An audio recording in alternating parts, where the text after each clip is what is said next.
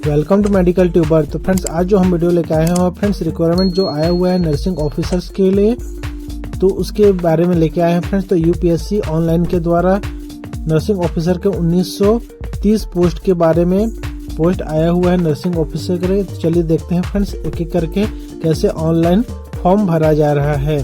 तो फ्रेंड्स अगर आपको ऑनलाइन फॉर्म भरना है तो नीचे डिस्क्रिप्शन पे मेरा व्हाट्सएप नंबर है। अब आपको आ जाना है गूगल पे आने के बाद यहाँ आपको सर्च करना है यूपीएससी ऑनलाइन। यूपीएससी ऑनलाइन करेंगे तो सबसे पहले आप देख सकते हैं यूनियन पब्लिक सर्विस कमीशन यहाँ आपको शो हो रहा है, उसको क्लिक करेंगे। यहाँ क्लिक करेंगे तो यहाँ होम पेज पे आ जाते हैं। यहाँ होम पेज पे आने के बाद देखिए सामने में ही आपको नोटिफिकेशन दिखेगा जिसमें रिटर्न रिजल्ट है और second number application for nursing officer employ state insurance और सेकंड एक और भी है। तो चलिए अब इसके ऊपर आप क्लिक कर लेते हैं। इसके ऊपर क्लिक करेंगे तो यहाँ आपके सामने इस तरीके से पेज ओपन हो जाता है जिसमें आपको रजिस्ट्रेशन, ऑलरेडी रजिस्टर्ड, वेरिफिकेशन और डैशबोर्ड इसका ऑप्शन आपको देखने को यहाँ मिल जाता है। अगर आप पहले से रजिस्टर्ड है तो आप यहाँ ईमेल, मोबाइल और OTR से लॉगिन कर सकते हैं। अदरवाइज नहीं है तो आपको न्यू रजिस्ट्रेशन के ऊपर में क्लिक करना है।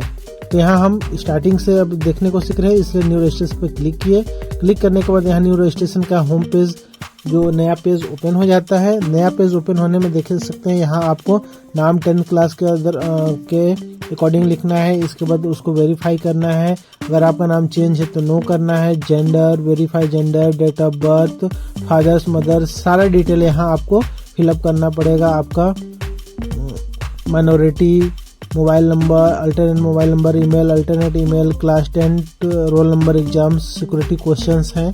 ये सारा रिकॉर्डिंग आपको रिकॉर्ड फिल करने के बाद सभी रिकॉर्ड जैसे ही आप फिल कर लेते हैं तो नीचे आपको कैप्चा फिल करके यहाँ सबमिट करना होता है। तो यहाँ हमने ऑलरेडी कर चुका है, फॉर्म फिल कर चुका है। अब यहाँ हम सबमिट के ऊपर क्लिक करेंगे, यहाँ आपका डाटा आ जाता है। अगर आप एग्री हैं तो एग्री पे क्लिक करना है और अगर कुछ अपडेट करते हैं तो अपडेट हियर। तो हम यहाँ आई एग्री के ऊपर क्लिक करेंगे तो यहाँ आपका मोबाइल और जीमेल दोनों में OTP सेंड हो चुका है। अब वेरीफाई आपको यहाँ OTP डाल के वेरीफाई करना है। तो यहाँ हम मोबाइल का OTP फिल कर चुका है और यहाँ जो जीमेल में आया उसको फिल करके यहाँ वेरीफाई OTP के ऊपर क्लिक कर देते हैं। अब देख सकते हैं फ्रेंड्स यहाँ one time registration submit successfully यहाँ हो चुका है और यहाँ आपको OTR ID भी मिल जाता है। आप इस OTR ID को कॉपी कर सकते हैं, इसको प्रिंट कर भी सकते हैं। अब फिर से हमको लॉगिन करना पड़ेगा। लॉगिन करने के लिए आप ईमेल, मोबाइल नंबर या OTR ID, तो यहाँ मोबाइल नंबर और कैप्चा OTP फिल करके और कैप्चा फिल करके हम यहाँ लॉगिन कर लेते हैं। लॉगिन करने का बाद फ्रेंड्स अगर आपको जेंडर चेंज करना है तो जेंडर को चेंज करने हैं तो इस कॉलम पे दिया है। अदरवाइज नहीं चेंज करना है तो यहाँ न्यू पासवर्ड दिया है। तो आपको न्यू पासवर्ड बनाना है 8 अंकों का, तो जिसमें कैपिटल, स्मॉल और मतलब सभी इस प्रकार का बनाना है आपको, जिसमें डिजिट भी हो और एक स्पेशल कैरेक्टर भी हो। तो ये सभी का एक स्ट्रॉन्ग आपको पासवर्ड बनाना होता है। इसके बाद इसको कंफर्म यहाँ करना भी होता है। कंफर्म करने के बाद यहाँ अब नीचे आपको सबमिट के ऊपर क्लिक करेंगे। जैसे ही सबमिट में क्लिक करेंगे तो यहाँ सबमिट के ऊपर क्लिक करते ही आपका यहाँ होम पेज ओपन हो जाता है। आप लॉगिन होते हैं। अगर लॉगिन नहीं होता है तो फिर से आप मोबाइल से या फिर ID और OTR ID और पासवर्ड से आप लॉगिन कर सकते हैं। यहाँ आप डैशबोर्ड, इसके अलावा सारा आपका यहाँ ऊपर में आपको OTR ID, नाम और इसके अलावा डैशबोर्ड सभी कुछ आपको होम पेज पे देखने को मिलेगा आप लॉगिन करने के बाद। अब आगे अब देखते हैं कि इसमें सबसे पहले लेटेस्ट नोटिफिकेशन 3rd नंबर पे दिया है। लेटेस्ट नोटिफिकेशन के ऊपर क्लिक करते हैं। यहाँ देख सकते हैं नोटिफिकेशन एक नर्सिंग ऑफिसर एम्प्लॉय का आया हुआ है और एक और personal assistant employ provident fund organisation 2024। ये दो अभी करंट में ही जो लेटेस्ट नोटिफिकेशन जारी हुए हैं। और अगर आपको दोनों में से किसी में अप्लाई करना है तो आप दोनों में से किसी में भी अप्लाई कर सकते हैं। तो हम यहाँ नर्सिंग का कर रहे हैं तो यहाँ देख सकते हैं नर्सिंग का है। यहाँ अगर आपको OTR में कोई अपडेट करना है तो अपडेट कर सकते हैं। अदरवाइज आपको क्लिक 1 करके भाग 1 आपको फिल करना है।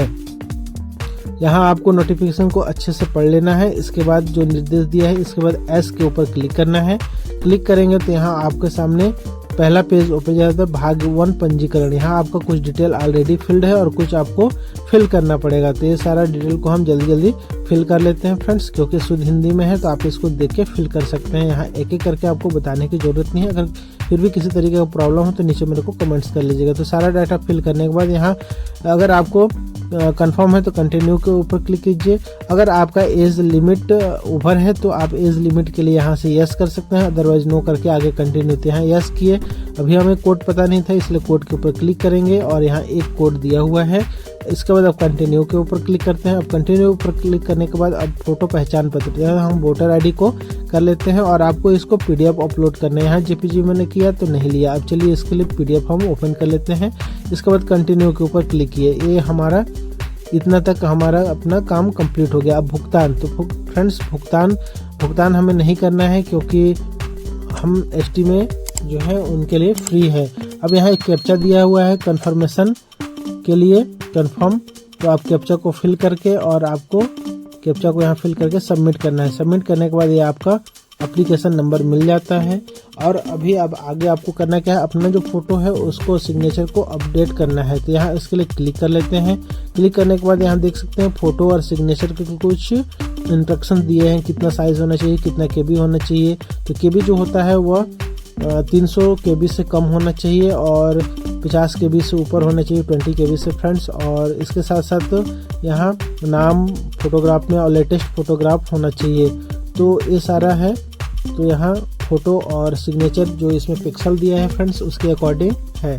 अगर नहीं समझ में आएगा कैसे पिक्सल को सेट करना है तो उसके लिए भी मेरे को कमेंट्स कर सकते हैं, मैं बता दूंगा। तो यहाँ देख सकते हैं हमारा फोटो सक्सेसफुली अपलोड हो चुका है और सिग्नेचर भी अपलोड हो चुका है। अब यहाँ देख सकते हैं हमारा सेकंड जो होता है ओपन हो चुका है। अब सेंटर हमें चूज करना है। तो अब सेंटर के ऊपर में क्लिक करना है और क्लिक करने के बाद जो भी आप सेंटर चूज करना चाहते हैं यहाँ आप अपना जो सेंटर है एक एक करके आप अच्छे से देख लेंगे। जो आपके नज़दीकी सेंटर है आप वहाँ को चूज कर सकते हैं।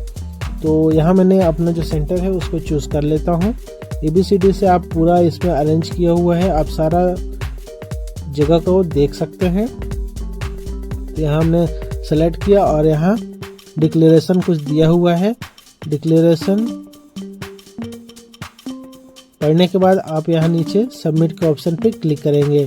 यहाँ चलिए अगर आपको कुछ मिस्टेक है तो यहाँ जगह को चेंज कर सकते हैं। मैंने यहाँ चेंज कर देता हूँ और पास में अब यहाँ नीचे डिक्लेरेशन दिया हुआ है। डिक्लेरेशन के बाद आपको अगर आई एग्री है तो आई एग्री पे, अगर डू नॉट एग्री है तो डू नॉट पे। तो हम एग्री हैं तो इसलिए एग्री के ऊपर क्लिक कर देते हैं और जैसे ही क्लिक करेंगे तो ये हमारा फॉर्म सक्सेसफुली हो जाएगा।